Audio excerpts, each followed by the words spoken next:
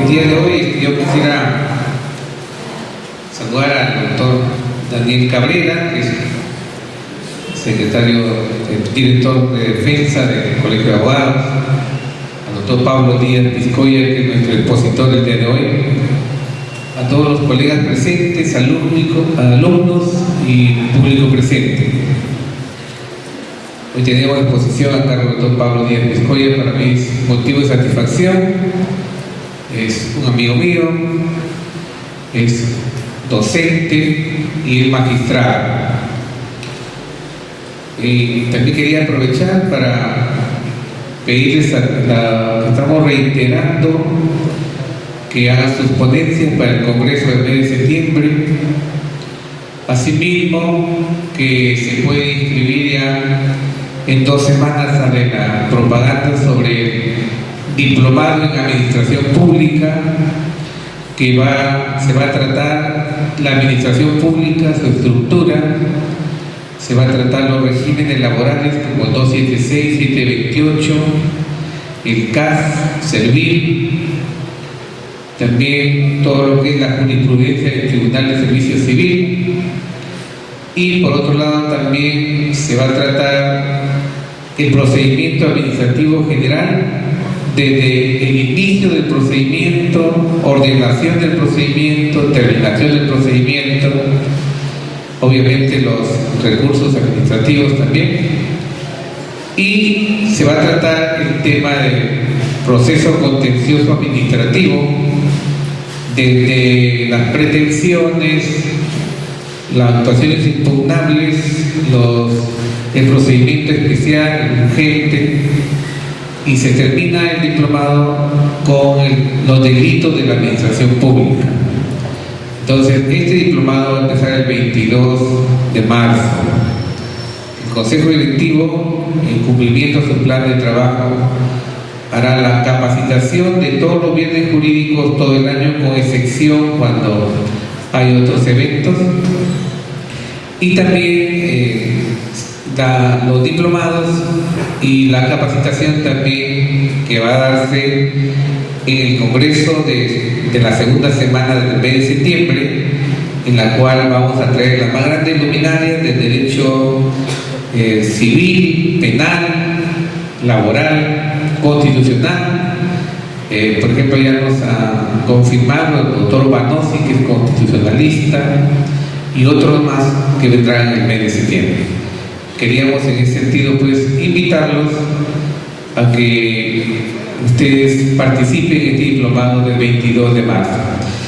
Bien, dicho esto, invitamos a nuestra maestra de ceremonias para que lea la hoja de vida del doctor Pablo Díaz Vizcoya e iniciar con la conferencia. Agradecerle por su presencia, porque esto nos motiva a que los expositores pues vengan con la alegría de dar sus conocimientos. Pedimos a la doctora Marrufo para que dé lectura de la hoja de vida del doctor Vizcoya. Muchísimas gracias. Tenemos el agrado de presentar al doctor Pablo Díaz Vizcoya. El doctor es juez superior de la Segunda Sala Civil de la Corte Superior de Justicia de Lambayeque. Estudió maestría concluida en Derecho Constitucional y Gubernabilidad. Estudios de doctorado. Actualmente es docente de la Facultad de Derecho en la Universidad San Martín de Porres, filial Norte, para quien pido un fuerte aplauso.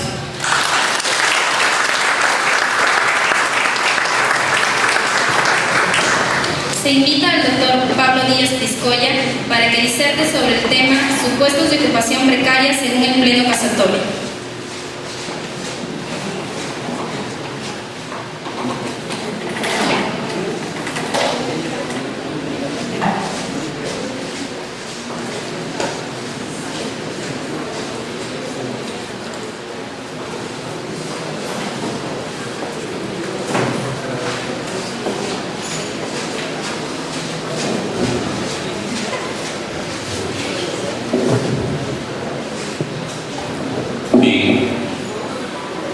Buenas noches al señor decano del Colegio de Abogados de Lambayeque, al doctor Cabrera, Leonardine, Daniel, miembro directivo del colegio. Para mí es de grato placer nuevamente estar en nuestro colegio y desde esta tribuna para poder comentar, para poder de pronto dialogar sobre estos temas de los plenos casatorios civiles que viene desarrollando la Corte Suprema de Justicia de la República. Y cómo no felicitar al señor decano y a su junta directiva por el interés de motivarnos cada viernes en esta cultura jurídica de la cual pretendemos todos ser parte. Yo en oportunidad anterior había estado, también decía, conversando sobre los plenos casatorios y ya había mencionado de la naturaleza jurídica de estos plenos casatorios civiles, que tiene como base el artículo 400 del Código Procesal Civil.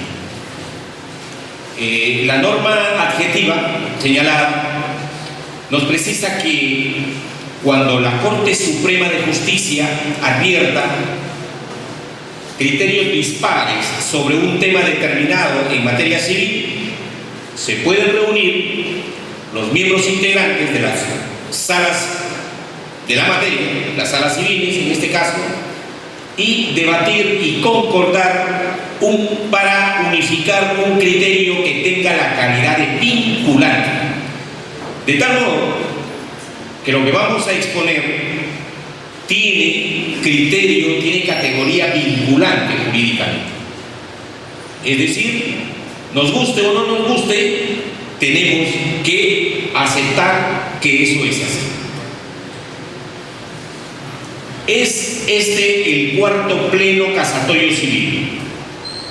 Ya hemos tenido la oportunidad, decía, de hablar del primer pleno casatorio civil, que está relacionado a la transacción extrajudicial que tiene carácter de oponible en vía de excepción procesal. O sea, dos partes transan extrajudicialmente, ¿no es cierto?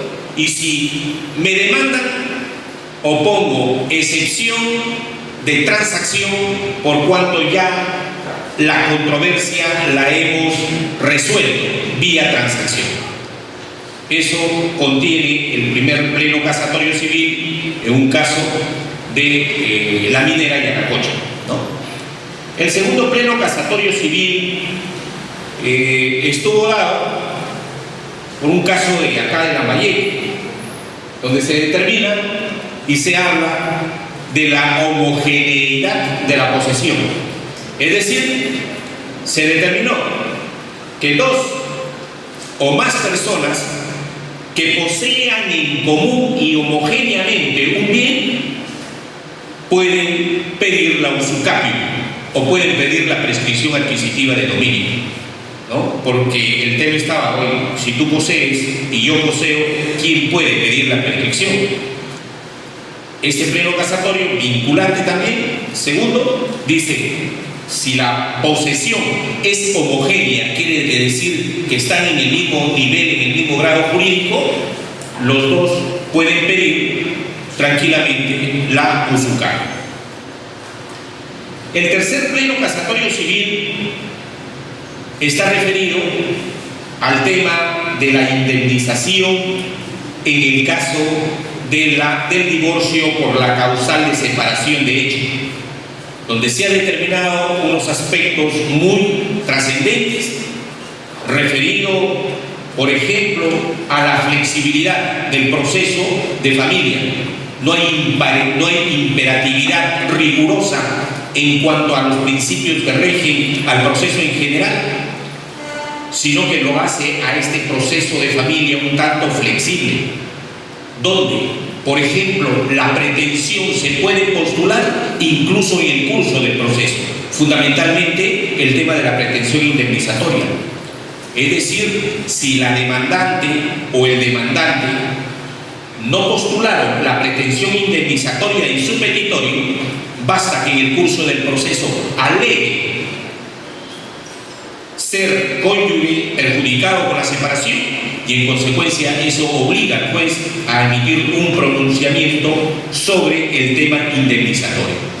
Termina diciendo este pleno casatorio que la indemnización no tiene ninguna categoría de responsabilidad civil contractual ni extracontractual, que era el tema que siempre preocupaba a jueces, abogados, a cualquier persona que teníamos que ver con los temas de derecho y concretamente con este tema del divorcio por la causal de separación de hecho.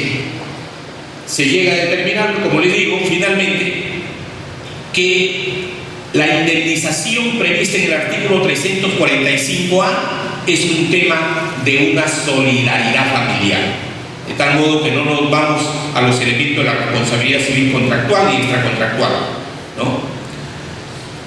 El cuarto pleno casatorio, que es materia de comentar esta noche,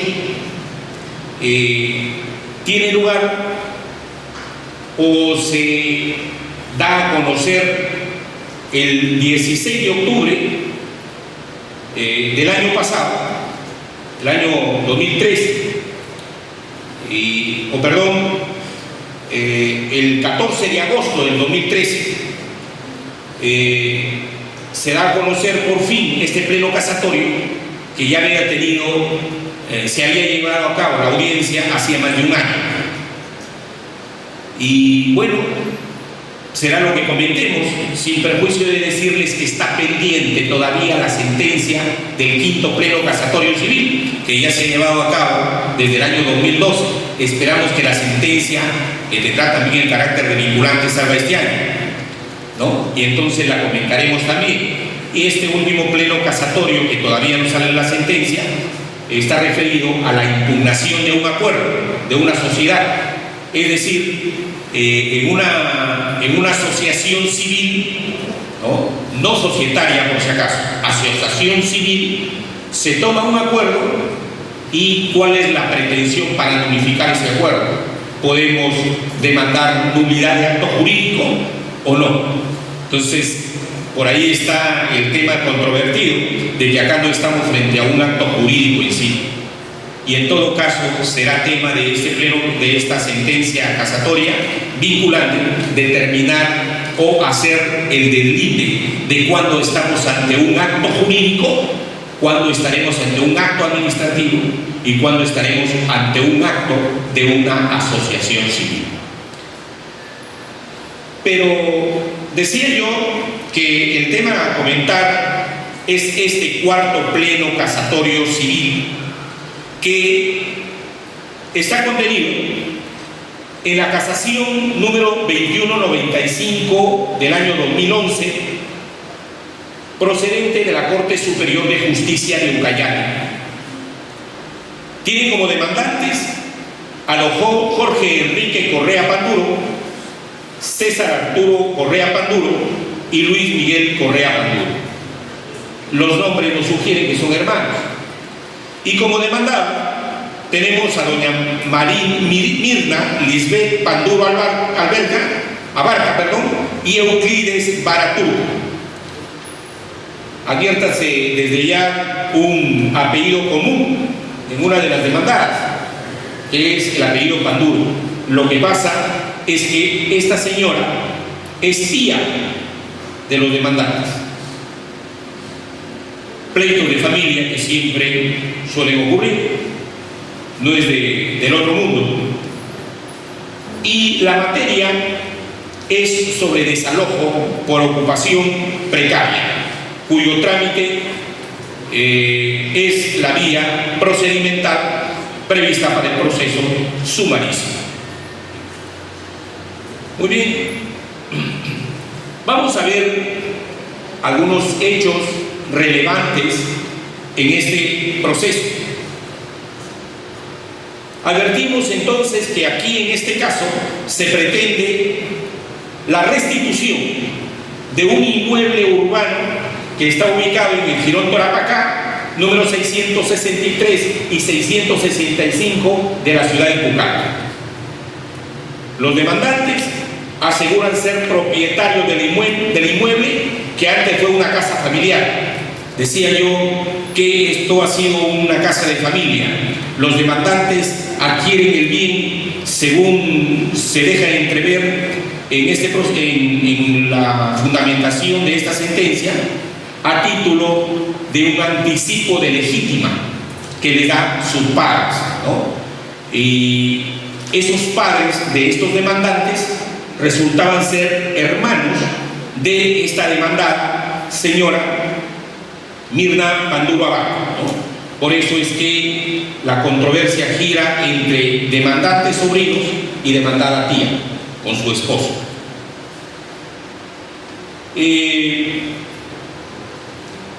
Aquí la oposición central de la parte demandada, ¿cuál es? Dicen, señores, no somos nosotros precarios, por si acaso. Nosotros somos propietarios del bien. ¿Y por qué somos propietarios? Porque ya tenemos más de 30 años en este inmueble. Y como consecuencia de tener más de 30 años en este inmueble, señores, hemos adquirido ya la prescripción adquisitiva de la propiedad.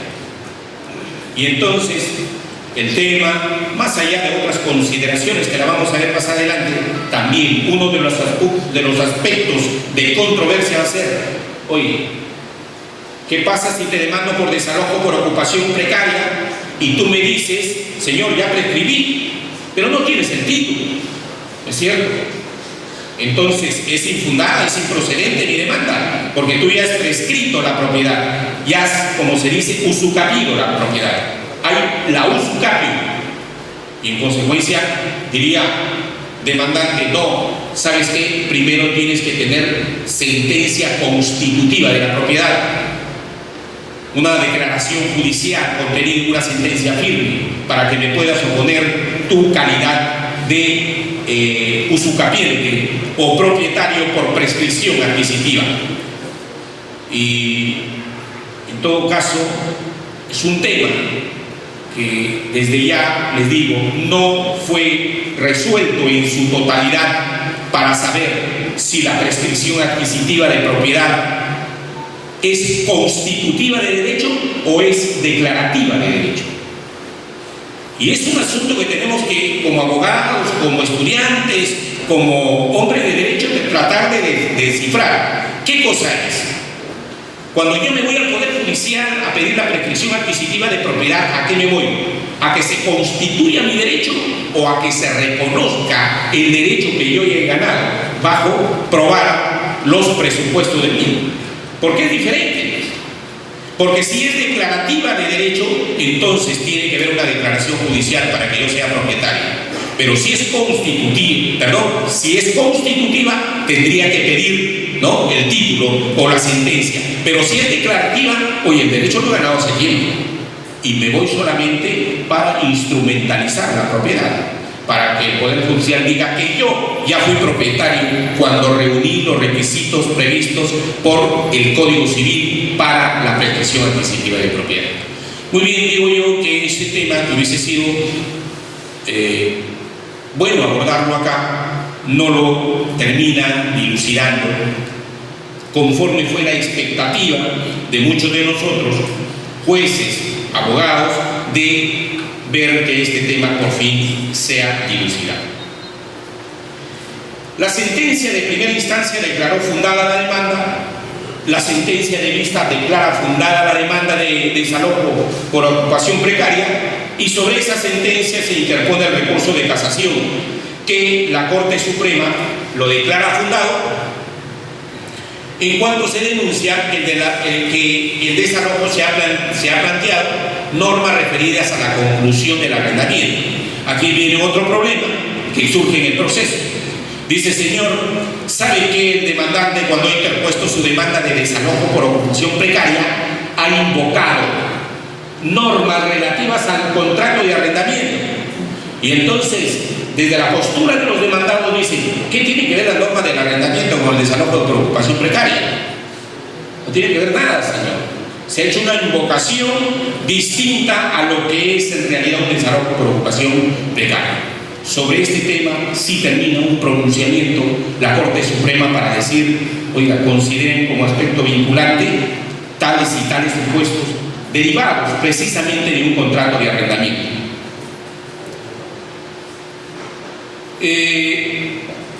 El fundamento 21 establece algo interesante aquí en esta sentencia casatoria, que es necesario hacerlo conocer, y es que en el recurso, en la denuncia casatoria, el del recurso de casación, ¿qué dicen los demandados? Señor, mire, yo estoy alegando que soy propietario porque ya he ganado la prescripción del inmueble objeto del desalojo. Pero ¿sabe qué? Además le comunico, señor juez del desalojo, le comunico que estoy siguiendo otro proceso en la vía del proceso abreviado, precisamente sobre prescripción adquisitiva de propiedad. Entonces, señor juez del desalojo, ¿sabe lo que ha debido de hacer usted? Es acumular los procesos para tener una sentencia ordenada, coherente con los derechos que se están controvirtiendo. Y entonces el tema de la acumulación es resuelto en este fundamento 21. Procede la acumulación de un proceso abreviado, naturaleza del proceso de prescripción adquisitiva de dominio, con un proceso de desalojo cuya vía procedimental es el proceso sumarísimo. La Corte Suprema nos dice lo siguiente: siguiendo la línea expositiva de la recurrente, queda por determinar si es que era procedente o no la acumulación de los procesos de desalojo con el de usucapio, que los demandados estaban siguiendo ante el mismo juzgado.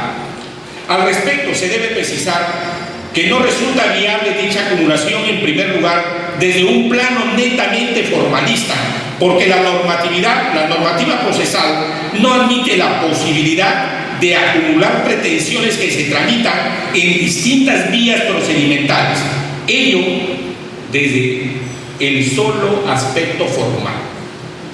Empero, este tribunal considera que nada impide que ante situaciones especiales puedan acumularse en determinados casos, tramitables en vías de cognición diferentes, siempre y cuando el juzgado justifique los motivos por los que resulta atendible dicha acumulación y no se afecte el derecho de defensa de las partes. Quiere decir, a partir de la interpretación de este fundamento, hoy en día es posible acumular un proceso tramitado en la vía de abreviar con un proceso que se tramite en la vía sumarísima. Lo interesante es que el juez justifique los motivos por los que hace, y de otro lado, que se garantice plenamente el derecho de defensa de las partes. Y es que en este caso, por lo menos, había la idea, había la posibilidad. Se está controvirtiendo un derecho en donde el demandado alegaban ser propietarios y no precarios, y en consecuencia deja abierta esta posibilidad, ¿no?, de que sí es posible esa acumulación.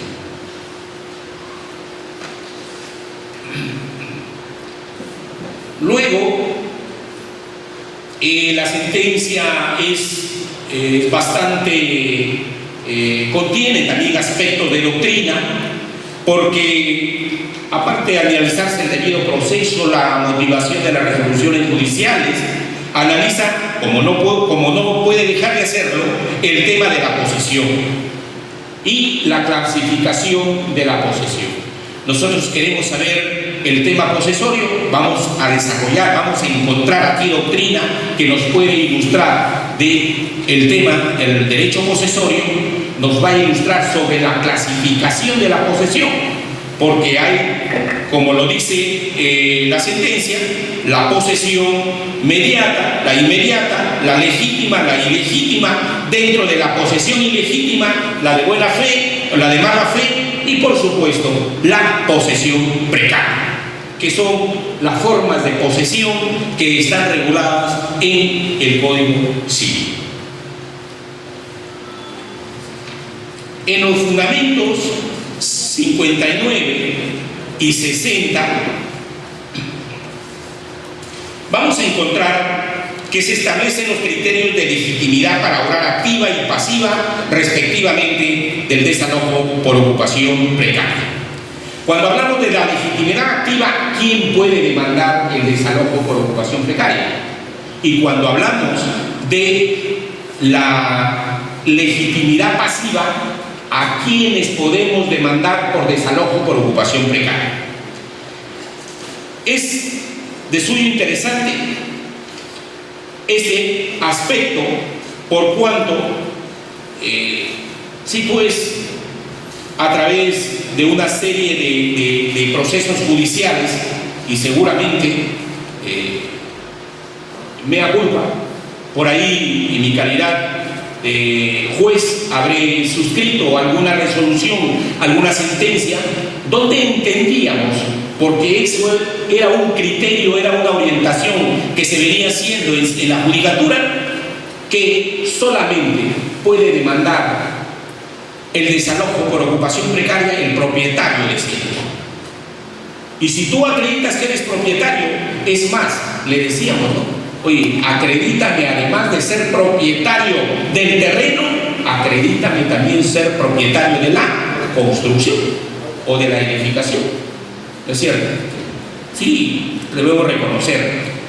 Bueno, se trató, pues precisamente acá, la Corte Suprema quiere corregir eso y quiere decir, señores, ¿saben qué? A ver, ubiquémonos, y si eso es posible, para dejar de emitir tanto pronunciamiento inhibitorio que se ha hecho en estos procesos de desalojo. Si nosotros revisamos estadísticas, bueno, podríamos decir que más del 60% de procesos terminaban con una sentencia diciendo improcedente la demanda. Es decir, ni siquiera infundada, sino improcedente la demanda. Entonces, en el fundamento 59, se pasa a señalar quiénes pueden demandar y quiénes pueden ser demandados. Para ello, previamente, la Corte Suprema ha establecido algo muy claro, que está en el fundamento 57. Dice, independientemente de si el derecho de propiedad se encuentra previamente declarado o no, puesto que en este proceso no se puede discutir por su sumariedad sobre dicho extremo, sino tan solo si es que se tiene derecho a la restitución de bien. Una situación clara a partir de hoy día que debemos entender en el proceso de desalojo por ocupación precaria. En estos jamás se discute el tema de propiedad. Lo que se discute es estrictamente el tema de posesión. De tal modo que yo le puedo decir, oye, mira, tu título no me gusta porque tiene yaya. ¿Sabes que es nulo por esto o por esto? Bueno, ¿sabes que el tema de propiedad no está aquí en discusión? Es un tema estrictamente de derecho posesorio. Y eso es lo que tiene en primer lugar esta sentencia, entender. Y así tenemos que asumirlo, que cuando estamos en un proceso de desalojo por ocupación precaria, dice inclusive, oye, nunca te olvides, estamos ante un proceso sumarísimo. Y en los procesos sumarísimos de ordinario jamás discutimos temas de derecho de propiedad.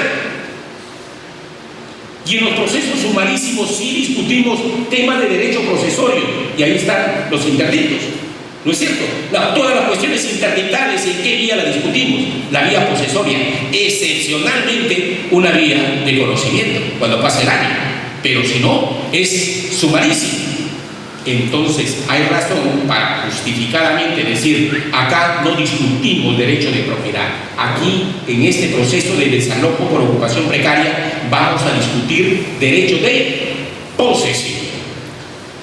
En esa línea, entonces, en el artículo 59 nos dice, Corresponde establecer concordadamente en cuanto al artículo 586 del Código Procesal Civil que el sujeto que goza la legitimación para obrar activa no solamente puede ser el propietario, o sea, yo puedo ser propietario, pero no solamente el propietario, sino también el administrador y todo aquel que considere derecho a la restitución de un premio, con lo cual se colige que el desalojo por ocupación precaria no exige de modo alguno que debe ser incoado únicamente por quien ostenta la propiedad del bien, dado que además de esta se encuentran legitimados los otros sujetos mencionados, quienes resultan tener calidad para solicitar la entrega en posesión del inmueble.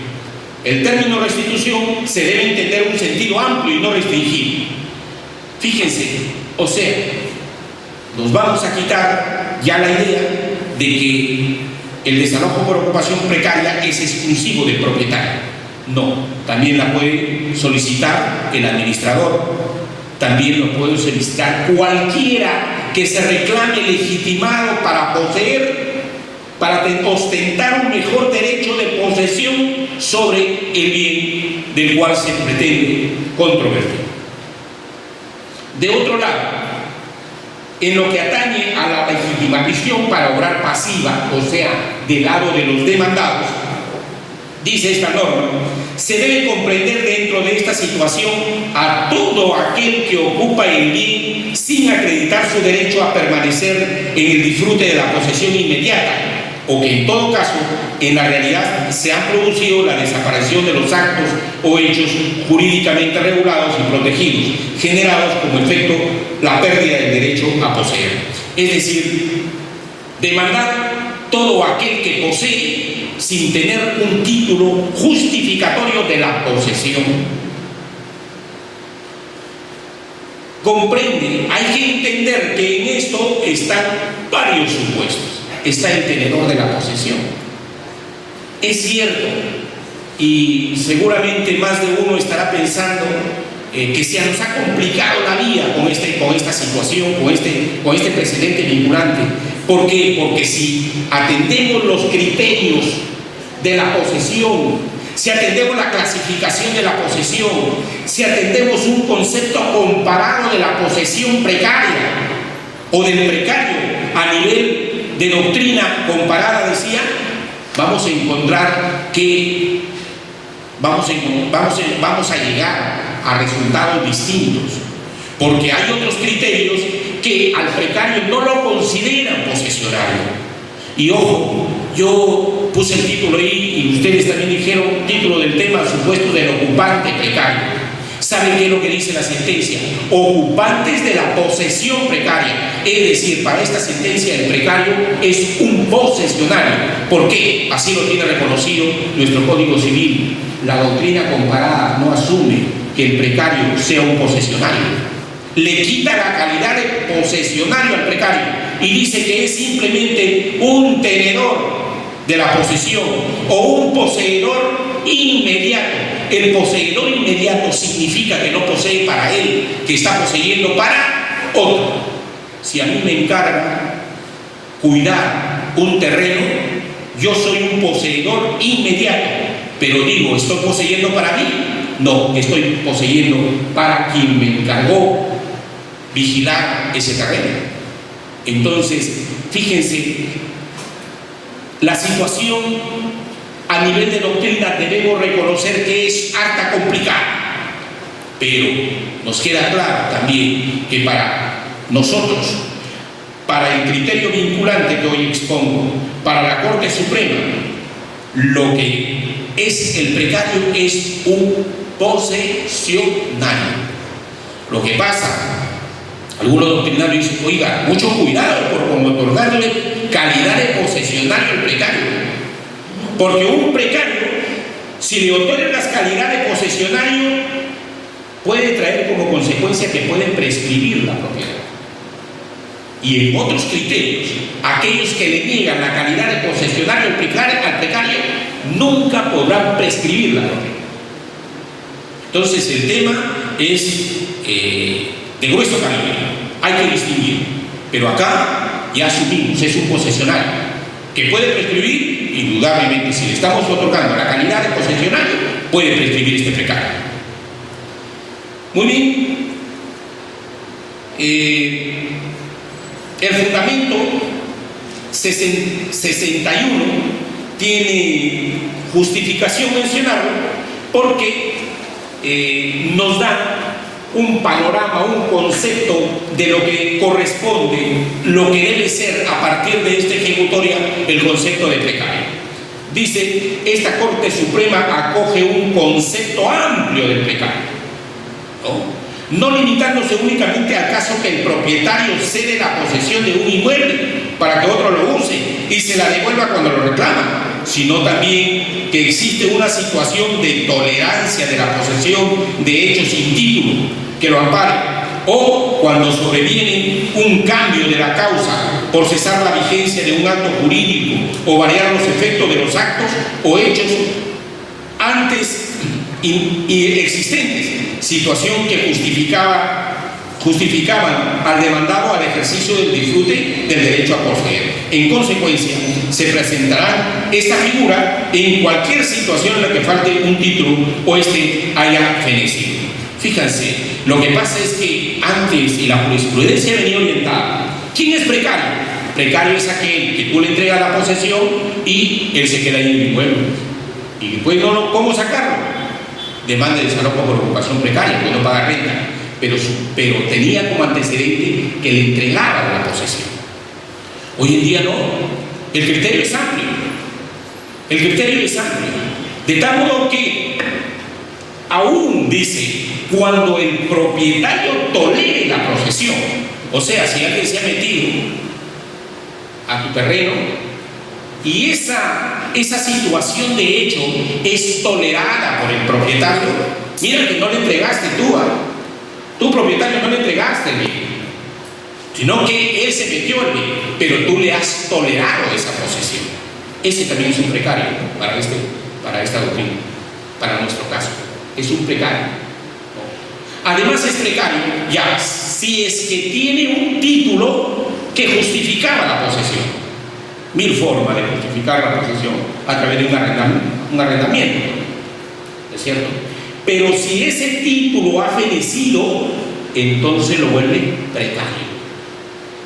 Vamos a ver más adelante que son precisamente los supuestos de la ocupación precaria lo que determina, ¿no?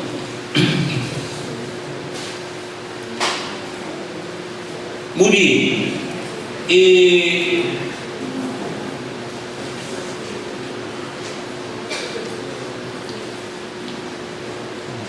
Los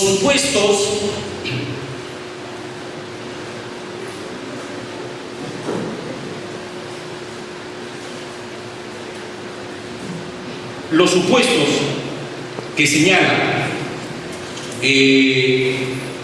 esta jurisprudencia para calificar como precario al poseedor son varios. Lo que hay que tener en cuenta, distinguidos señores, que esta suerte de casos, esta suerte de supuestos que enumera la sentencia, no es un numerus clausus. ¿Qué quiero decir con eso? Que no es un supuesto cerrado de precario. Pueden darse otras situaciones más distintas. Pero, bueno, ya se orientó el tema y qué bien, porque hoy en día se nos abre un panorama a partir de estas sentencias para decir, este es precario, un supuesto determinado, y en consecuencia como tal lo vamos a calificar. Vuelvo a repetir, los casos que a continuación voy a mencionar no serán los únicos casos de precario, habrán otras situaciones más, pero ya está diseñado que en tales casos sí tiene la condición de precario. Habíamos dicho, fíjense ustedes, que también es precario aquel que tiene un título, pero que de pronto lo pierde. Y este es uno de los casos. Resolución extrajudicial de un contrato conforme al artículo 1429 y 1430 del Código Civil. ¿Qué es lo que hay en estas normas? El artículo 1429 nos habla de la resolución de pleno derecho y el 1430 nos habla de la cláusula resolución expresa. A ver si con un ejemplo entendemos más que la normatividad a que he hecho mención. Contrato con alguien de ustedes la venta de mi casa. Como consecuencia de ello, decimos en el contrato que sabes que la casa cuesta 50.000 soles y que me das 30.000 soles para pagar la diferencia de 20.000 soles. El saldo en 20.000 soles me vas a pagar o me has debido de pagar en el mes de diciembre del año 2013. Ya estamos 31 de enero del 2014 y no me has pagado. Como no me has pagado, ¿qué puedo pedir? Resolución de contrato. Pero resulta que yo te he entregado además el inmueble. Entonces, resuelto el contrato, ¿cuál sería el título para justificar tu posesión? No hay, ha desaparecido, porque el título que justificaba la posesión era precisamente ese contrato de compra-venta. Contrato de compra-venta que a partir de la resolución ha quedado sin efecto jurídico. Y como ha quedado sin efecto jurídico, entonces ya no tienes ninguna legitimidad para poseer. Cuando hablamos del 1429 y el 1430 del Código Civil, nos estamos refiriendo simplemente a que en algún caso te envío la carta notarial, ¿no es cierto? Te envío la carta notarial y te digo, señor, ¿sabe qué? Mire, como quiera que no me has pagado, ¿no? Te comunico, voy a resolver el contrato. Entonces tienes 15 días y me pagas, pues. Si me pagas en los 15 días, no lo resuelvo, no puedo resolver. En cambio, en el 1430 se trata de un supuesto de cláusula resolutoria expresa, es decir, donde en el contrato de compra-venta hemos convenido expresamente. Y decimos, cláusula sexta, si no me pagas el saldo el 31 de diciembre del 2013, se entenderá resuelto el contrato. Fíjate que estamos conviniendo expresamente la resolución del contrato. Y cuando yo te envío la carta, te digo, no es que quiero resolver el contrato, sino te digo, te comunico que ya resolví el contrato en dentro de la cláusula que está ahí. Son supuestos distintos de resolución de contrato simplemente, pero la finalidad nos queda clara. Precario será aquel que ha tenido la posesión en virtud de un título o de un documento, de un contrato que ha sido resuelto jurídicamente bajo las normas del artículo 1429 y 1430. Adviértase que en estos casos no hay necesidad de acudir al Poder Judicial para pedir la resolución del contrato. O sea, no necesito de una sentencia para decir resuelto el contrato, sino que extrajudicialmente ya ha quedado resuelto. Y en consecuencia, ese señor que estaba en la posesión ha devenido en precario. Antes, este supuesto definitivamente no calzaba con el tema de la precariedad. Y muchos jueces orientamos a decir, no, pues es que él, ¿cómo ingresó a la posesión? Ingresó en virtud de una posesión legítima basada en un contrato de compra-venta. Y por tanto, es esa situación la que aún mantiene. Oye, si quieres, no es precario, pues. Otra causal, menos la precariedad. Reivindicación en todo caso. Pero hoy en día ya sabemos que estos dos supuestos de resolución extrajudicial del contrato dan como consecuencia que el posesionario adquiera la calidad de precario.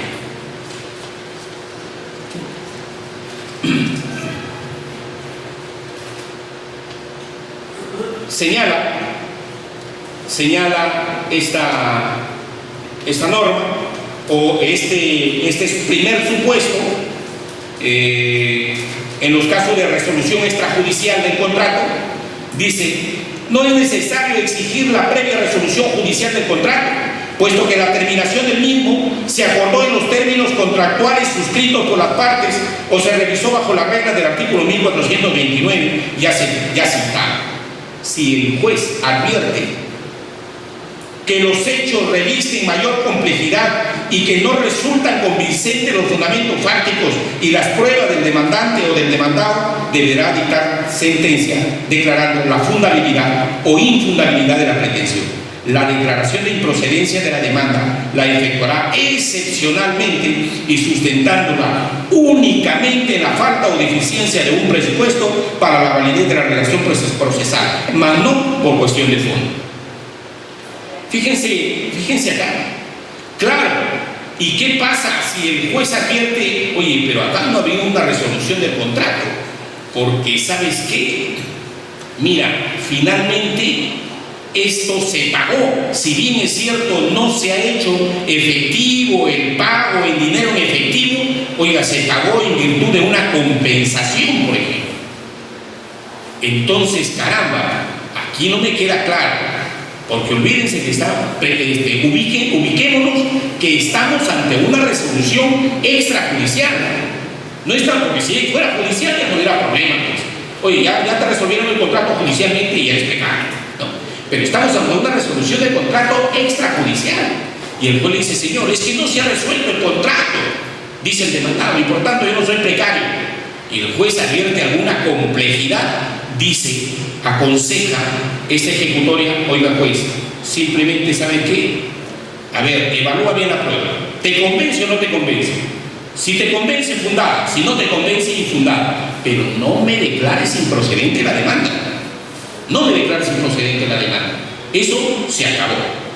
Ya no hay improcedencia de la demanda. La improcedencia de la demanda es conforme lo señala la última parte del artículo 121 del Código Procesal Civil solamente cuando hay una invalidez de la relación procesal, ¿no es cierto?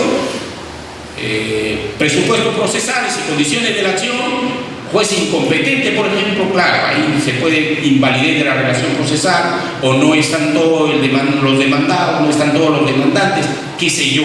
En consecuencia, por efectos de la validez de la relación procesal, es el único supuesto donde se puede declarar improcedente la demanda. En lo demás, sentencia de fondo o pronunciamiento de fondo. Muy bien. Otro supuesto de ocupación precaria. Artículo 1704 del Código Civil. Con el requerimiento de la devolución del inmueble, se pone de manifiesto la voluntad del arrendador de poner fin al contrato. Y al pie se habla del artículo 1700 del Código Civil, que dice que no constituirá un caso de título fenecido, dado que el solo vencimiento del contrato de arrendamiento no resuelve el contrato, sino que por imperio de la ley se asume la continuación del mismo hasta que el arrendador le requiera la devolución del mismo. Dada esta condición, recién se puede asumir que el poseedor ha pasado a constituirse en precario por fenecimiento de su título. ¿Cómo ejemplarizamos esto? Mira, hago un contrato contigo de arrendamiento por un año. Ese contrato ha vencido el 31 de diciembre del año 2013. Pero tú continúas en posesión, tú arrendatario continúas en posesión. Pregunto, ¿qué cosa eres? ¿Arrendatario o precario?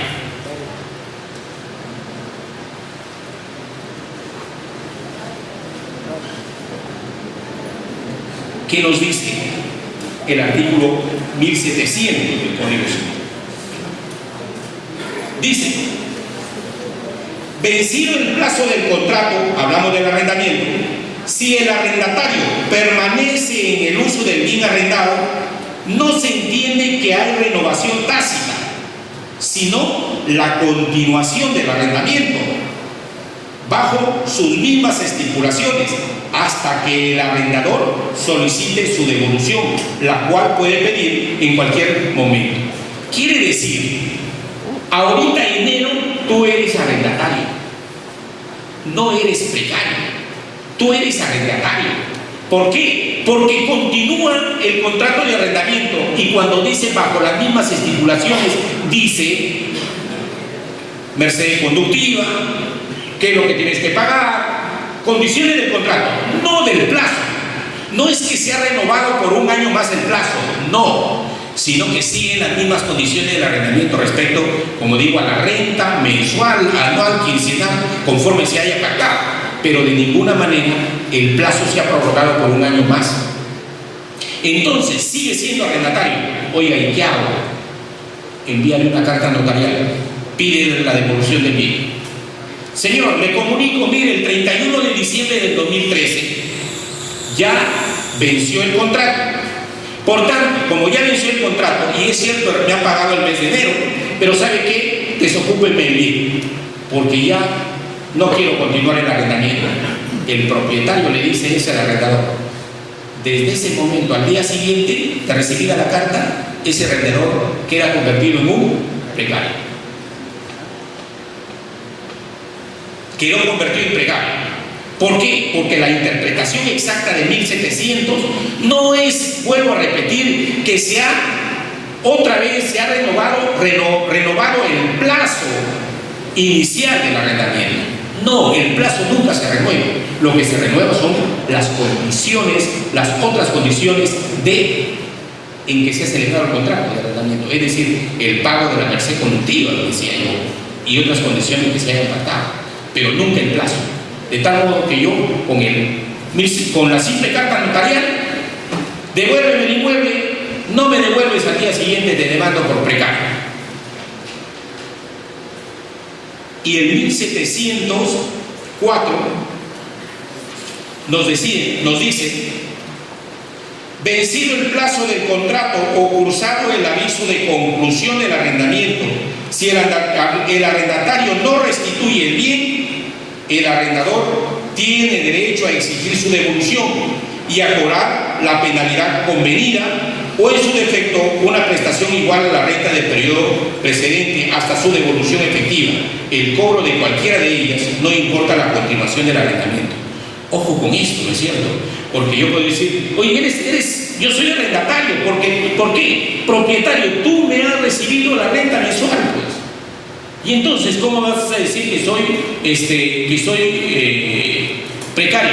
Sí, pues, esa renta es una contraprestación, pero eso no significa, porque estás usando el bien, pero eso no significa de que hay una continuidad del arrendamiento. ¿Ya? ¿Por qué? Porque te he exigido la devolución del bien. Por eso dice y precisa aquí la sentencia vinculante. No es que eres precario el día en que se venció el contrato, es decir, tú no eres precario el 1 de enero del 2014, tú eres precario recién al día siguiente en que te remití la carta pidiéndote la devolución del bien, porque hasta antes eres arrendatario. Ahora, claro, y caramba, ¿no? El proceso de desalojo por ocupación precaria me va a durar cuando menos un año, hasta la Corte Suprema va a ir este proceso, ¿no es cierto? Y en ese año, ¿qué cosa hago? Propietario, discúlpame, pero ahí te haré la guerra y no te seguiré pagando, ¿no? Oye, ese sería un abuso de derecho. Entonces se puede pedir una indemnización acumulativamente, no lo veo que haya ningún perjuicio, porque claro, estás disfrutando, estás usando el bien y en consecuencia el propietario no se puede ver perjudicado con ese uso y disfrute del cual tú lo estás privando, ¿no es cierto? Tenemos entonces ya un segundo supuesto del precario. Una cosa más ahí está.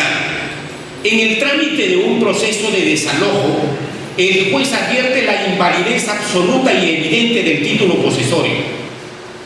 Solo se analizará dicha situación en la parte considerativa de la sentencia sobre la nulidad manifiesta del negocio jurídico y declarará fundada o infundada la demanda únicamente sobre el desalojo, dependiendo de cuál de los títulos presentados por las partes es el que adolece de nulidad manifiesta. ¿No es cierto? ¿Qué quiere decir con esto? A ver, mi padre fue propietario de una casa y te la arrendó a ti. ¿No es cierto? Bueno, ya murió mi papá y lógicamente nosotros, sus hijos, heredamos la casa. Somos ahora los nuevos propietarios de la casa, mi hermano y yo, únicos herederos. Te demando a ti porque no estás pagando la renta. Y entonces me sacas un título y dices, oiga, no pues, mire, el señor me lo ha arrendado el inmueble, el finado me ha arrendado el inmueble y me lo ha arrendado por 5 años. Así es que yo no soy precario, porque como está vigente el contrato de arrendamiento, en consecuencia yo soy un arrendatario, no soy un precario. De revisar el contrato de arrendamiento, advierto que mi padre aparece celebrándolo cuando ya había muerto. Una nulidad manifiesta, ¿no es cierto? Es manifiesto la falta de manifestación de voluntad. Mi padre nunca puede haber celebrado ese contrato con esa fecha porque a esa fecha ya estaba muerto.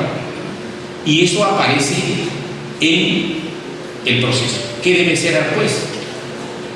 Frente a esa nulidad manifiesta del título posesorio que me está diciendo. Y dice, mira, el artículo 220 del Código Civil otorga al juez facultad nulificante de oficio, ¿no es cierto?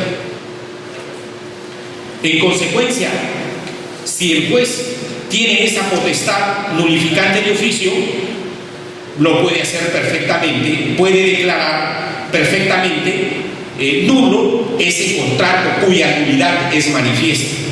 Dice el texto del artículo 220, la nulidad a que se refiere el artículo 219 puede ser alegada por cualquiera que tenga interés por el Ministerio Público. Puede ser declarada de oficio por el juez cuando resulte manifiesta, como en este caso, es manifiesto. Pero le dice, ¿sabes, juez? No declare la nulidad de ese contrato de arrendamiento. Simplemente expone en tu parte considerativa que eso para ti no te ha convencido como un título justificante de la posesión. Y como no te ha convencido, entonces declara fundada la demanda. O sea, no hay título posesorio que justifique, porque ese título exhibido, vuelvo a repetir, contiene una nulidad manifiesta. Lo que pasa es que el juez, una restricción y hasta cierto punto una contradicción, le dices aquí, no declares la nulidad del contrato. Déjalo vigente, no sé para qué, ¿no? Si al final ya le dijiste que no tiene eficacia jurídica. Pero bueno, más allá de las conjeturas, lo cierto es que cuando el juez advierte la nulidad manifiesta de algún título posesorio que tú opones al demandante del desalojo por ocupación precaria, simple y llanamente el juez va a desecharlo y va a declarar fundada la demanda de desalojo por ocupación precaria. Otro supuesto, el 1708. La enajenación de un bien arrendado cuyo contrato no estuviera inscrito en los registros públicos convierte en precario al arrendatario respecto del nuevo dueño, salvo que el adquiriente se hubiera comprometido a respetar. A ver, yo soy el propietario del inmueble, de la casa. Yo te la arriendo a ti por 1 año o por 2 años, ¿no es cierto? Por 2 años. Y ahorita quiero vender la casa. Pregunto, ¿puedo venderla o no puedo venderla? No tengo limitado mi derecho de propiedad. Yo puedo vender la casa. Entonces, en efecto, la vendo. Y la vendo a Juan. ¿Tú eres precario de Juan o eres arrendatario de Juan?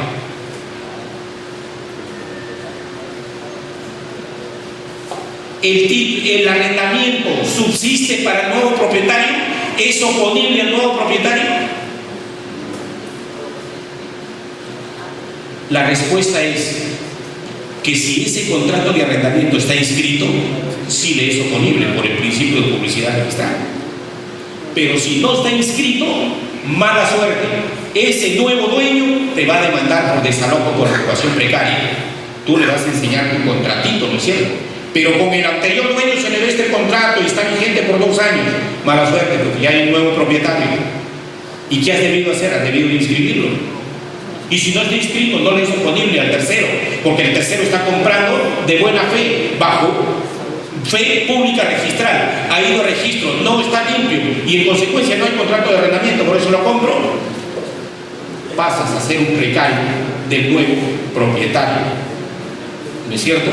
El 1708 del Código Civil algo nos dice sobre el tema. En el caso de enajenación del bien arrendado, se procederá del siguiente modo. 1. Si el arrendamiento estuviese inscrito, el adquiriente deberá respetar el contrato, quedando sustituido desde el momento de su adquisición en todos los derechos y obligaciones del arrendador. Si el arrendamiento no ha sido inscrito, el adquiriente puede darlo por concluido. Les digo, pasas a tener la condición de precario. Ahora, salvo que en el contrato de compra-venta con Juan, yo ya le haya dicho, dejo constancia que tengo arrendado el bien por 2 años y tú te comprometes a respetarlo. Si hay esa cláusula entre ellos, entonces se vuelve justificado el título de arrendatario que tú tienes frente al nuevo dueño.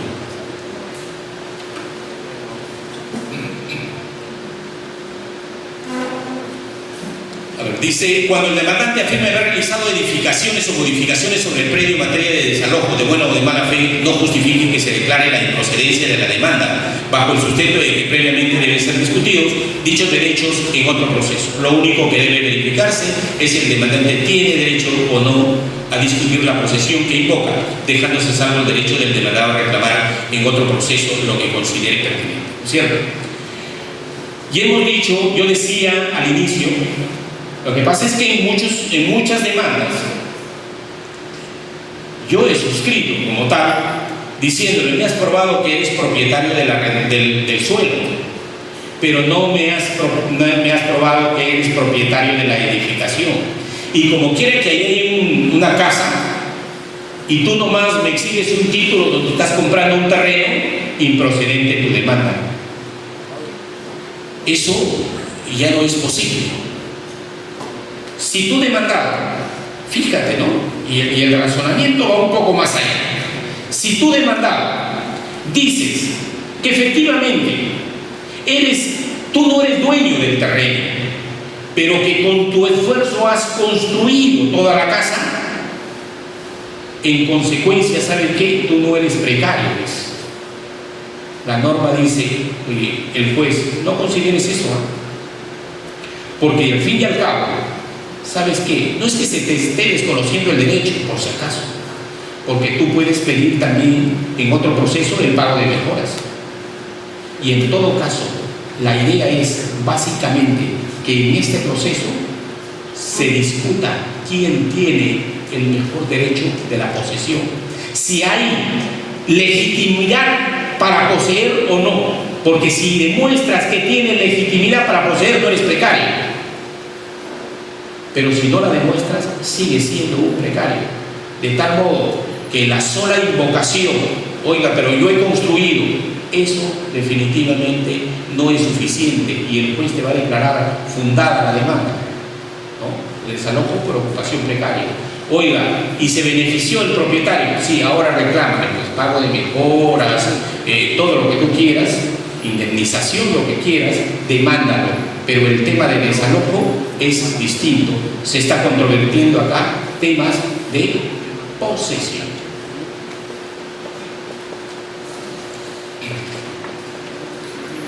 A ver, la siguiente.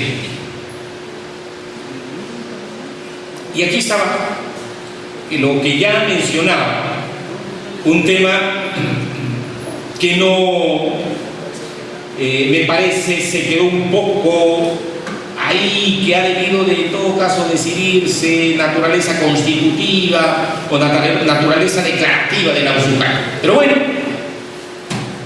la sentencia nos dice que la mera alegación del demandado en el sentido de haber adquirido el bien por usucapio no basta para desestimar la pretensión de desalojo ni declarar la improcedencia de la demanda, en las cuales sustenta el demandado su derecho invocado, sin que implique que está facultado para decidir sobre la usucapio. Siendo así, se limitará a establecer si ha surgido en él la convicción de declarar el derecho de poseer a favor del demandante. De declararse fundada la demanda de desalojo por precario, en nada afecta a lo que se vaya a decidir en otro proceso, donde se tramite la pretensión de usucapio, puesto que el usucapiente tendrá expedito su derecho para solicitar la ejecución del mandato de desalojo o, en todo caso, para solicitar la devolución del mismo. En este caso habíamos dicho, señores, que se está pidiendo en un proceso independiente la usucapio intervino. Eso sigue su curso. Ya le he dicho, acá no me puedes alegar temas de usucapio. Oye, pero ¿sabes qué? Se declaró fundada la demanda de desalojo en este caso. ¿Y qué pasa si es que en el otro proceso le declaran fundada la demanda de prescripción adquisitiva de propiedad? Es decir, los demandantes acá tienen una sentencia diciéndote voy a desalojarte, pero ¿qué pasa? En ese transcurso los otros han conseguido una sentencia firme que dice, señor, me han declarado propietario de mí. ¿Qué hacemos? Dos cosas. Si aún no se ha hecho efectivo el desalojo, presenta tu sentencia firme en el proceso y le dice, te pido la inejecutabilidad de la sentencia. Pero si ya te desalojaron, oye, con tu nuevo título, con tu nueva sentencia firme, demanda ahora restitución del bien. Pero definitivamente la sola invocación en este proceso de desalojo por ocupación precaria de que ya eres usucapiente del bien, eso no es motivo suficiente para que el juez declare improcedente la demanda. Seguramente me la va a declarar fundada. Y es que aquí viene el tema. Yo digo, ¿por qué? Porque si asumiríamos la tesis de que esta es solamente una declaración, una sentencia declarativa del derecho de propiedad, y yo demuestro en el proceso de desalojo que he poseído de buena fe, ¿no es cierto? He demostrado en el proceso, puedo demostrar en el proceso del desalojo que reúno todos los requisitos del 950. Oye, con todo eso y solamente la sentencia es declarativa, no constitutiva de la propiedad, entonces ¿por qué me van a tener que calificar de precario? ¿No es cierto? Quizás la justificación venga en que, como les dije también, este es un proceso suma sencillo. Y aquí no discutimos propiedad. Y hemos dicho, la orientación es que aquí solamente discutimos posesión.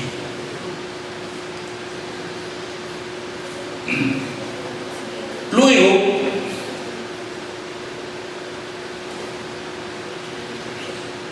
se señala que el juez del proceso no podrá expedir una sentencia inhibitoria, sino que deberá pronunciarse sobre el fondo materia de controversia, el que corresponda conforme a los hechos y la valoración de las pruebas. Aquí tenemos un nuevo supuesto en el artículo 601 del Código Procesal Civil. Cuando ya prescrito el plazo para interponer la pretensión interdictal, el accionante no podrá optar por recurrir al desalojo para lograr la recuperación de su bien. A ver.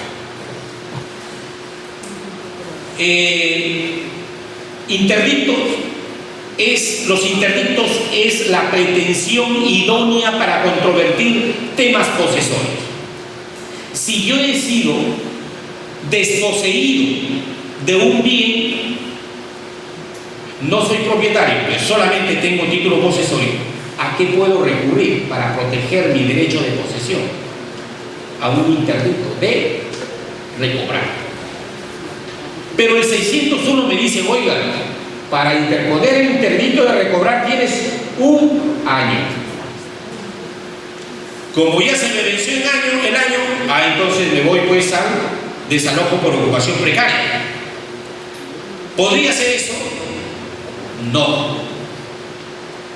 Ahí no puede recurrir al desalojo por ocupación precaria por una simple cuestión lógica. ¿Por qué? Porque acabamos de decir que en el interdicto se discute temas de carácter posesorio. Y si tú ya has perdido la oportunidad, has perdido el plazo, se ha precluido el plazo para precisamente a través de una acción posesoria recuperar el bien vía interdicto de recobrar, entonces no vas a utilizar alternativamente otra pretensión posesoria también para hacer lo mismo. Se entiende que ya es tu derecho a precluir. Quedan, no obstante, algunas cosas por señalar que también la contempla esta sentencia. Pondremos un caso. Oiga, mira, resulta de que yo tenía un arrendador, le cursé la carta, o el último caso, tengo un posesionario ahí que es precario, pero él me ha dicho que sabe que como hay un bocado, que él ha hecho la construcción, entonces el juez ha declarado improcedente la demanda. Siendo a la sala la ha confirmado. Casación, señor, no, improcedente recurso de casación. Ni siquiera han visto el tema de fondo. Pregunto, ahora, bajo estos nuevos criterios, ¿podré interponer una nueva demanda? Y porque ya ahora me dice que sí es precario. ¿Es cierto? ¿Podré interponer una nueva demanda o es que existe cosa juzgada?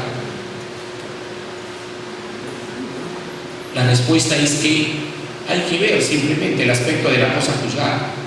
La cosa juzgada quiere una triple identidad, ¿no es cierto? Identidad de personas, de litigantes, identidad de la pretensión, ¿no es cierto? Identidad de causa, o sea, de la fundamentación fáctica que sustenta el derecho. De tal modo que si vas a repetir lo mismo, indudablemente que habrá cosa juzgada. Pero si la cuestión fáctica es distinta, el juez no podrá parar, dice también esta sentencia, orienta esta sentencia, la cosa juzgada. Porque la cuestión fáctica en que sustenta la pretensión será distinta. Y en consecuencia, el juez cuando menos tendrá que atender a un pronunciamiento de fondo sobre la pretensión de desalojo propuesta. Muy bien. Son estos aspectos los que han determinado que esta sentencia califique en los supuestos mencionados al posesionario precario, más concretamente, más técnicamente, más jurídicamente hablar de posesionario precario y no de ocupante precario y no de limitarnos a decir que es el tenedor de la posesión, en fin. Para nuestra legislación y conforme ha quedado determinado, el precario es un poseedor. Habrá, señores, seguramente muchos criterios distintos a lo que contiene, ya lo mencionaba, varios especialistas en derechos reales. Oiga, esto es una barbaridad. Opiniones a favor y en contra, como no puede ser de otro modo. Lo cierto es que hay un criterio orientador hoy en día que por lo demás tiene carácter de vinculante, según el cual hay algunos supuestos que no podemos desconocer, juristas, abogados, litigantes, estudiantes de derecho, no podemos desconocer que en los supuestos que he mencionado tenga el posesionario la calidad de precario. Y en consecuencia, vuelvo a repetir, nos guste o no nos guste, tenemos que vincularnos. Esta sentencia es vinculante. Doctor, ¿y se podría desconocer esto? El propio artículo 400 establece que no solamente los plenos casatorios son para instituir criterios vinculantes, también para dejarlos sin efecto, también para modificarlos, ¿no? Y lógicamente un juez no es una máquina, un juez tiene que resolver, y si para el juez debe de dejar de aplicar un criterio, lo único que tiene que hacer es motivar y esto revertirlo, pero desde el punto de vista de normas constitucionales, ¿cierto? Porque esto es vinculante. Los que conocen, están involucrados en el tema penal, ya verán que hay plenos casatorios en materia penal varios. Nosotros apenas llevamos 4 en materia civil. Y en materia constitucional, bueno, ya se han olvidado ahora de los precedentes vinculantes. No estoy al corriente, pero creo que la última vinculante en materia constitucional, precedente vinculante en materia constitucional fue el tema de la detención, me parece. Que la detención por 24 horas que tiene potestad la policía. Y el tribunal le ha dicho, oiga, ten cuidado, porque los 24 horas no es una potestad de que tienes hasta 24 horas. Hasta 24 horas, pero eso no quita que razonadamente, si la comisaría queda a una cuadra de la cual del Poder Judicial, oye, ¿por qué lo vas a detener 24 horas?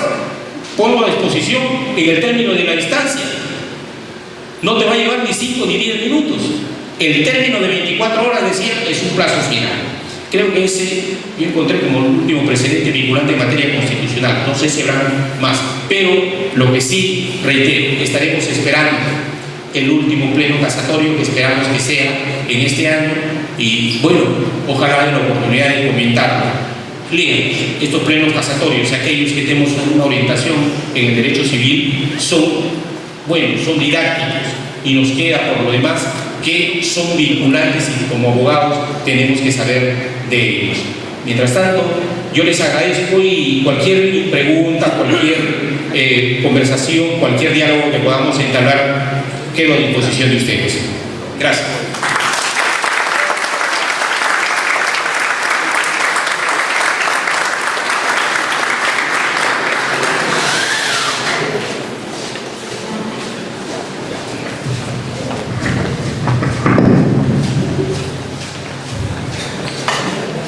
Doctor Pablo Díaz Vizcoya, realmente el tema es de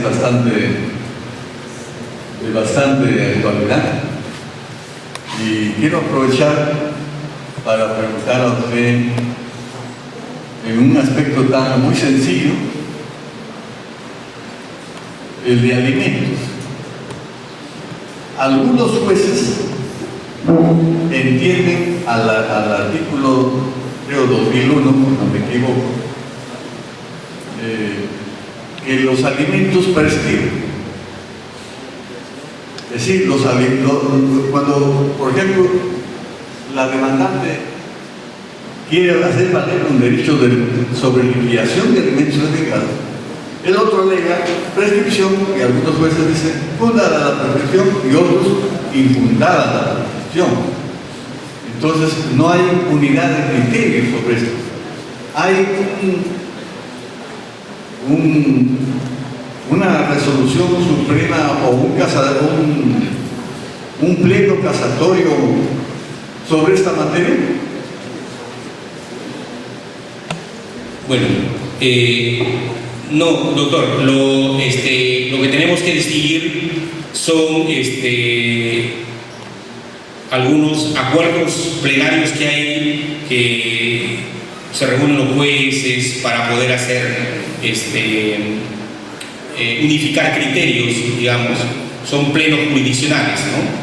Que se realizan fundamentalmente por jueces de segunda instancia, por jueces superiores, ¿no? La diferencia sustancial con el pleno casatorio civil es que esto lo realizan exclusivamente los jueces supremos en la materia, en este caso la materia civil. Antes, y en buena hora que se modificó, antes lo hacían todos los jueces supremos titulares, hoy día los jueces supremos de la materia, y tiene que ser así, me parece idóneo, porque ese primer pleno casatorio civil, permítame decirle que somos muchos quienes no estamos de acuerdo con ello. Pero bueno, no hay, doctor, pero lo que sí hay un pleno jurisdiccional que se llevó a cabo en el año 2011 en Ica. Lo que pasa es que, en efecto, el artículo 2001, inciso 4 del Código Civil nos dice que, salvo disposición diversa de la ley, prescriben a los 2 años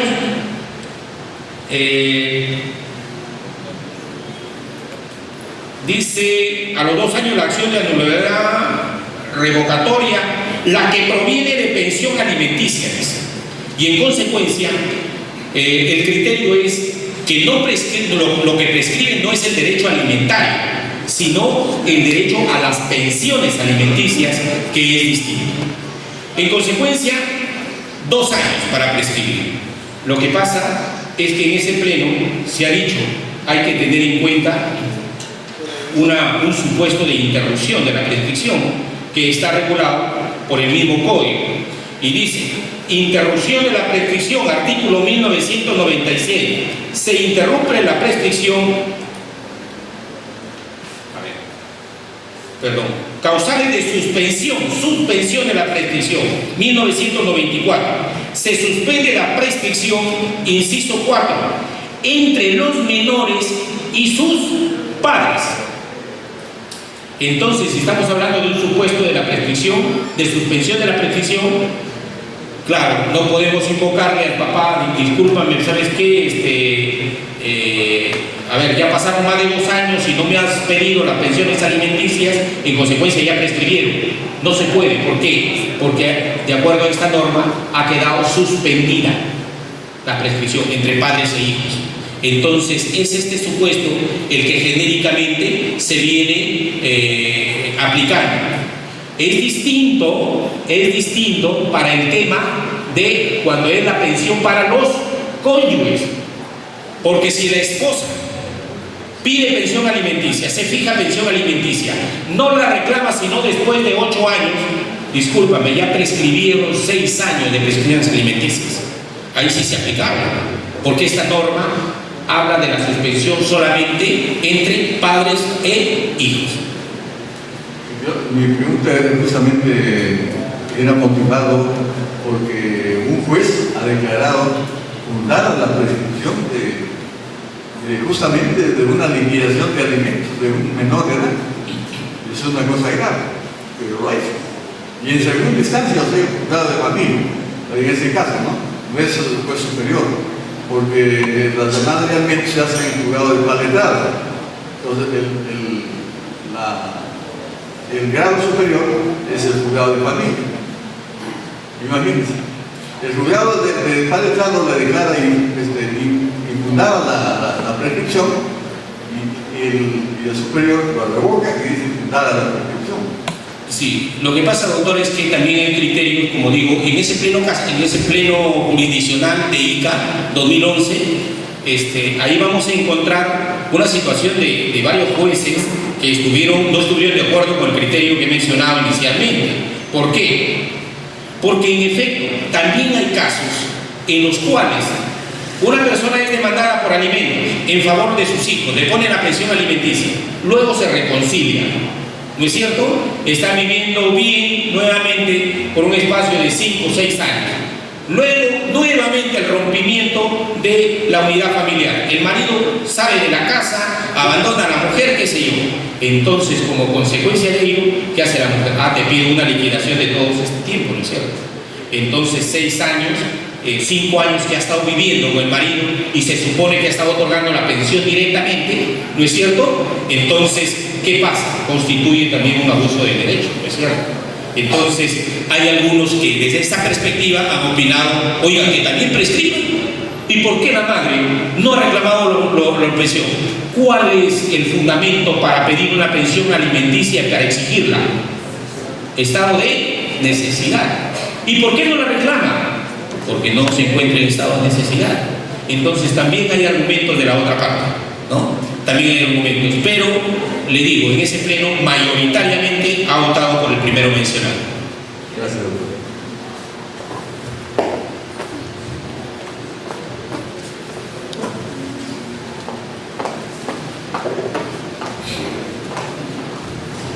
Doctor, buenas noches.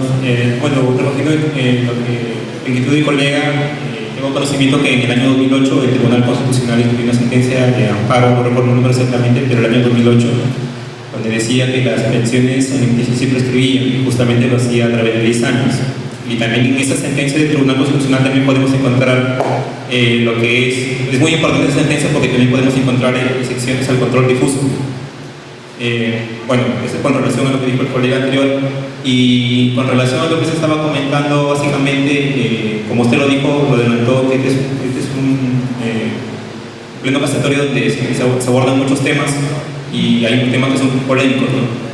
En todo caso considero, haciendo una crítica a lo que hace la Corte Suprema, es que, por ejemplo, de manera similar como lo tiene el Tribunal Constitucional, Comisión Coordinadora, Correctora, Pacificadora, considero que, y también la mayoría de abogados están que critican a este pleno casatorio, es que la Corte Suprema no entra a ver cuál es la naturaleza jurídica de los SUCAPIO, de la permisión SUCAPIO, si es constitutiva o es declarativa. Bueno, el profesor Martín Mejorado de Chauque, el profesor San Martino, civilista, considera que la petición, la SUCAPIO, es de naturaleza declarativa, porque justamente se adquiere ese derecho a través del paso del tiempo, y lo único que hace la sentencia es retrotraerse al derecho que ya adquirió a través del paso del tiempo y darle el derecho. Considero que en el extremo que el pleno casatorio, al pedir que se sustancien dos procesos paralelos como es un desalojo y un SUCAPIO, a mi opinión considero que el juez del desalojo se debería inhibir, porque si obtiene, como usted lo dijo, obtiene la sentencia fundada en el desalojo y va con su sentencia y la ejecuta y hace salir al propietario que después adquiere por SUCAPIO, lo que está haciendo realmente la Corte Suprema es perder tiempo, hacer gastar más al Estado, hacer gastar más en recursos, y considero, a mi opinión, es que debería haber una inhibición por parte del juez del desalojo, hasta esperar que, si bien es cierto, un proceso habría los SUCAPIO, esperar que obtenga su resolución y ver y que pueda ejecutar más adelante de manera correcta si es que el propietario que tiene por SUCAPIO desaloja definitivamente al precario, y no verse en esta controversia, ¿no? de obtener dos sentencias que a la larga van a ser contradictorias y hacen perder tiempo al Estado.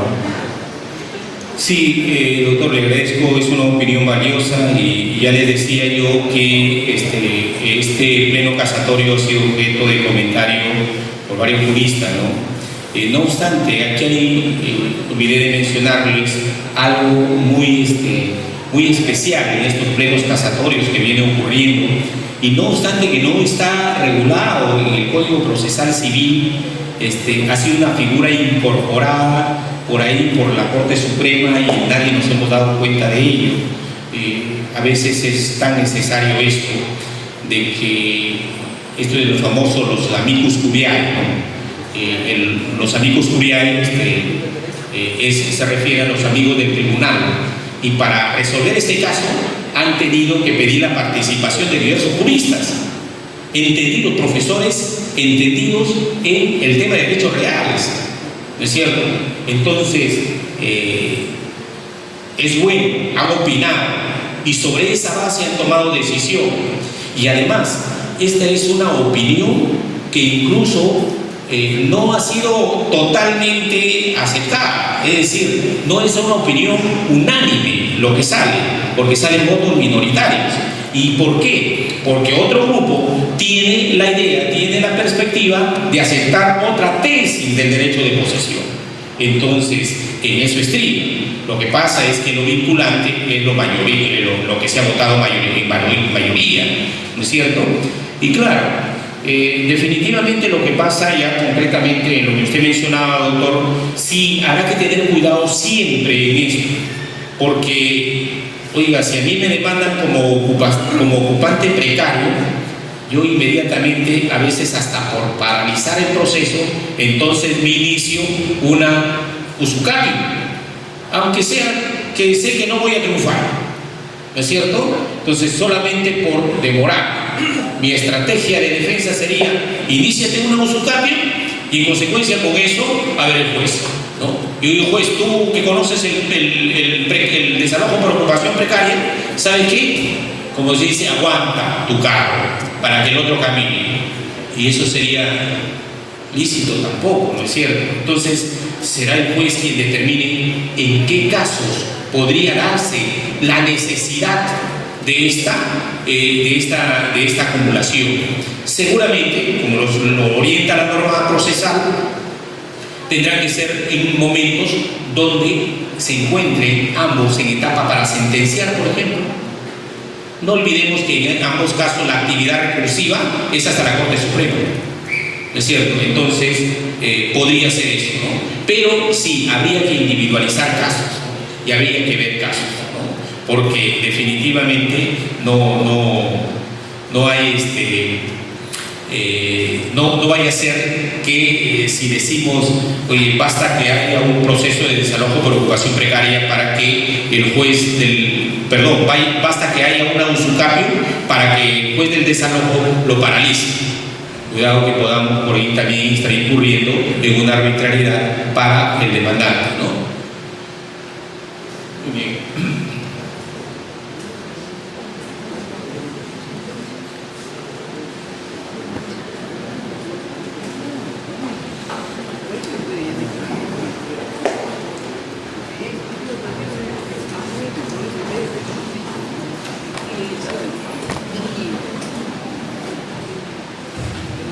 Doctor Piscoyo, buenas noches. Gracias por los conocimientos que ha brindado en esta noche a todos los presentes. Yo quería hacer alusión a una cuestión básica de lo que usted ha mencionado respecto al tema del pleno casatorio.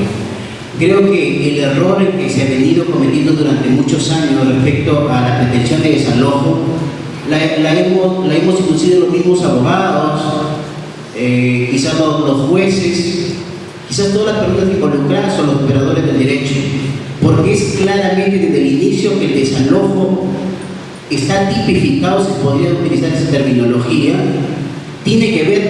tiene nada que ver con el derecho a la propiedad. El desalojo siempre ha sido una pretensión de carácter sumarísima para verificar la restitución del bien. Lo único que tenía que acreditarse a través de las pretensiones de desalojo era si teníamos derecho a que se restituya o no se restituya el bien. Eso siempre ha sido todo desde el inicio. Por eso lo que el colega menciona y lo que en algunas cosas también está coincidiendo, que podría ser el pleno que usted ha desarrollado, es que efectivamente no podemos confundir el desalojo nunca con la reivindicación, que es la pretensión, podríamos decir, clave o correcta para discutir la propiedad. El desalojo siempre tendrá que ver con la restitución del bien. En el caso, como usted lo menciona, la restitución incluso de la posesión. En concreto, en acuerdo a esas ideas, yo quería hacer alusión a dos cuestiones que usted ha mencionado. Una, de que de acuerdo a los fundamentos que ha mencionado el pleno casatorio, la Corte Suprema está entendiendo implícitamente que la prescripción adquisitiva es de carácter constitutiva, y es correcto que no debe verse en el proceso sumarísimo, porque la prescripción tiene que ver con la propiedad y el desalojo tiene que ver con el derecho a la restitución del bien o a la restitución de la posesión. Y está entendiendo implícitamente, nuevamente menciono, que tiene el carácter de constitutiva, es decir, al momento que se interpone la demanda de prescripción adquisitiva, el juez no constata hechos como si lo hace con la pretensión de nulidad de acto jurídico. Ahí se opera, ahí sí es declarativa. En el caso de la pretensión adquisitiva es constitutiva, porque a partir del momento que quede firme esa resolución que declara la prescripción adquisitiva, recién tendrá derecho a la persona, se le podrá entender como propietario y se podrá incluso hasta inscribir en contra de otro que esté inscrito ahí.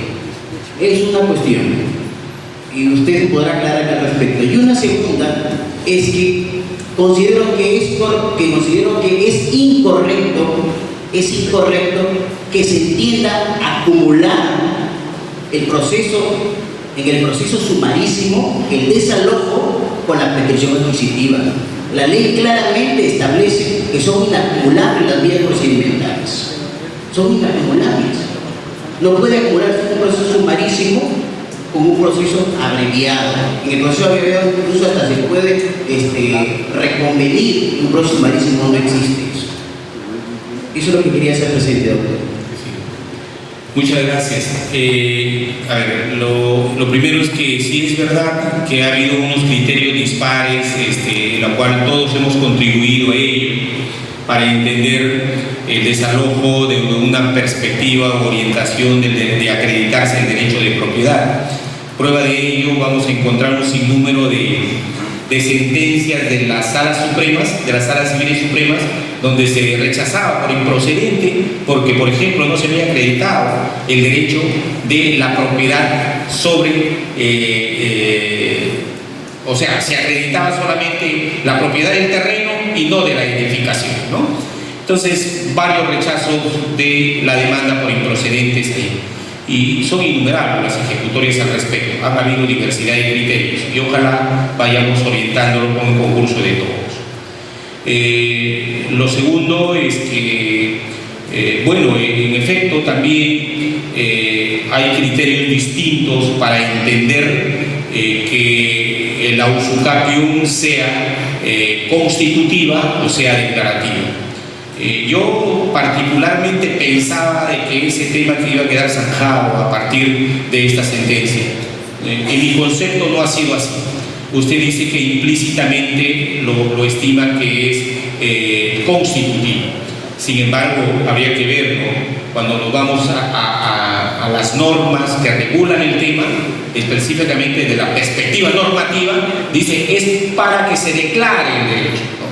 Para que le declare el derecho, dice que el 950 y las normas del Código Procesal Civil. El juez puede pedir para que declare ser propietario. Si está pidiendo declare, no es para que me reconozca el derecho de propiedad, sino que declare que soy propietario del bien. Entonces, hay diversidad de criterios de eso. Hay una sentencia ahí. Yo espero que más allá de lo que se haya resuelto, que se establezca un criterio, pero hay una sentencia de acá de la Sala Civil Superior de Lambayeque, donde se ha establecido el criterio, en un caso concreto, el criterio declarativo de la norma, ¿no? Entonces, se ha ido menos mal en casación a la Corte Suprema. Esperemos el resultado, estamos a la expectativa, quienes estamos digamos, hurgando por ahí con los temas de los derechos posesorios, ¿no? Y finalmente, con respecto al tema de la acumulación, efectivamente la norma procesal lo prohíbe, pero hoy día el Pleno lo deja abierta la posibilidad. Es que, fíjense ustedes, a partir la Corte Suprema viene a una orientación más o menos de despejar, de quitar de formalismos al proceso. Y ya lo tenemos en el código, en los procesos de familia. Lean ustedes el tercer pleno casatorio civil, donde se ha flexibilizado el proceso. Fíjense, postular pretensiones antes de dictar la sentencia. Oiga, eso es imposible. Eso es imposible. ¿Por qué? Porque el código lo dice. Las pretensiones, ¿dónde se postulan? Precisamente en la etapa postulatoria del proceso. Demanda, contestación de demanda, reconvención. Pero no me vengas a postular una pretensión indemnizatoria antes de dictar la sentencia de divorcio por la causal de separación de hecho. Ahora la Corte Suprema ha dicho que eso es posible. El ofrecimiento de pruebas es posible. Es decir, todo es posible, se está flexibilizando. Luego, la orientación que deja en este caso es que se pueda acumular, y ha dicho, y dice el Pleno, oiga, ten mucho cuidado. El juez tiene que fundamentar y sustentar que hay la necesidad de ello. Y en segundo lugar, que se garantice plenamente el derecho de defensa. Dos exigencias que me parecen bien. Claro, nos podemos decir, ¿cómo es posible, oiga, el juez va a cometer barbaridades de repente por esto? Veamos, ¿no? A veces nos hemos puesto y de pronto sí, pues sirve para una válvula de escape y hacer barbaridades, pero después nos corregimos y enderezamos las cosas, sabemos entenderlas. Yo recuerdo mucho de cuando este código trajo la figura de la nulidad de cosa juzgada fraudulenta. Dije, mamá mía, aquí se acabó todo el tema de la cosa juzgada, ¿no? Y comenzaron varios procesos de nulidad de cosa juzgada fraudulenta. Hoy día es bien difícil encontrar un proceso de nulidad de cosa juzgada fraudulenta. Son escasísimos los casos. Entonces, fíjense que esa apertura, digamos, de la posibilidad de ello no es a veces muy recurrente. Esperemos que esto sea una necesidad. Cuando vea yo, juez, oiga, caramba, aquí parece que tuviera el derecho de propiedad, y mira, los dos procesos están juntos, y mira, como en este caso, es más, los dos procesos están en mi juzgado, motivará y dirá, señor, que se acumule, y comienzo a desarrollar. Decía yo, aquí ambas pretensiones, el desalojo por precario y la usucapión, tienen una actividad recursiva que va hasta la Corte Suprema. Y eso garantizará el trámite en todo caso del proceso acumulado. Esa es mi modesta opinión.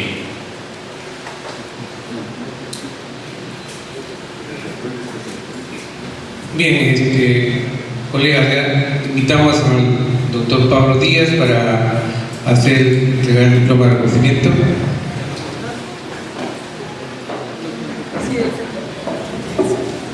No habiendo más preguntas, invitamos a nuestro decano, el doctor Víctor Anacleto Guerrero, para la entrega de un diploma de reconocimiento y un presente.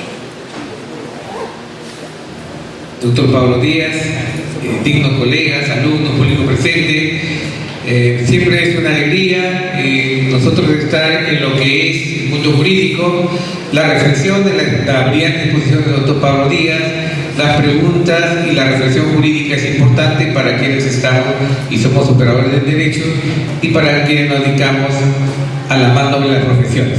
Bien, vamos a hacer entrega del diploma de reconocimiento al doctor Pablo Díaz Vizcoya.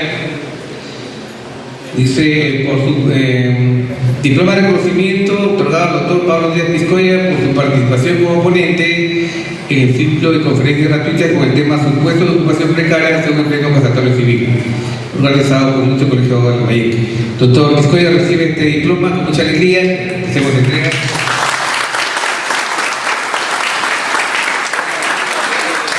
Asimismo, colegas, marcando la diferencia, presente de todo corazón del Colegio de Abogados para nuestro expositor, el doctor Pablo Díaz Vizcoya, a quien pido fuertes aplausos.